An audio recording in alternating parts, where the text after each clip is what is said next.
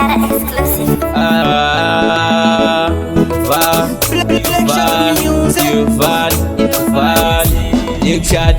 tisu tine crown takuda kupinda futi tise home ground vakuda kunditi futi ndine sound but ndakudaro kuti ndienda pandati musarove nyoka makavika mpini vanhu pabiwa bongonzi ndini handichaziva pamwe ndana mainini kupedza pavo muchibata madzini ndati musarove nyoka makavika mpini vanhu pabiwa bongonzi ndini handichaziva pamwe ndana mainini kupedza pavo muchibata madzini zvakatanga paendi chingobowa ende nini muchidokowawo aiwa nini randabata rinogowa kana mukadaro futi ndinongobowa makuda kunditi futi ende ndine crown makuda kudaro moto nditi down andipedze futi ndinopinda zvine town aiwa nini ndakuperera mutown ndati musarove nyoka makavika mpini vanhu pabiwa bongonzi ndini handichaziva pamwe ndana mainini kupedza pava muchibata madzini ndati musarove nyoka makavika mpini vanhu pabiwa bongonzi ndini handichaziva pamwe ndana mainini kupedza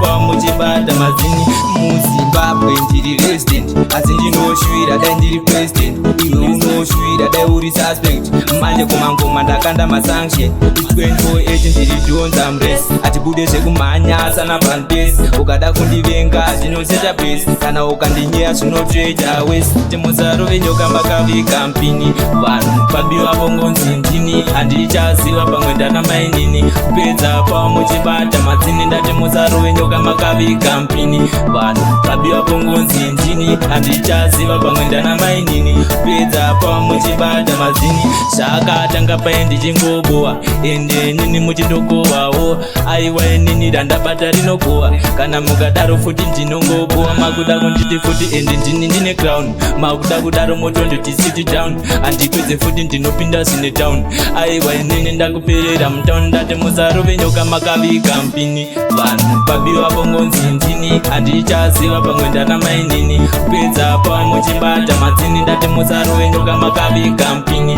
vanhu pabiwa bongonzi ndini handichaziva pamwe ndana mainini kupedza pava muchibata madzini musarove nyoka makavika mpini vanhu pabiwa bongonzi ndini handichaziva pamwe ndana mainini muchibata madzini nyoka makavika mpini pabiwa bongonzi ndini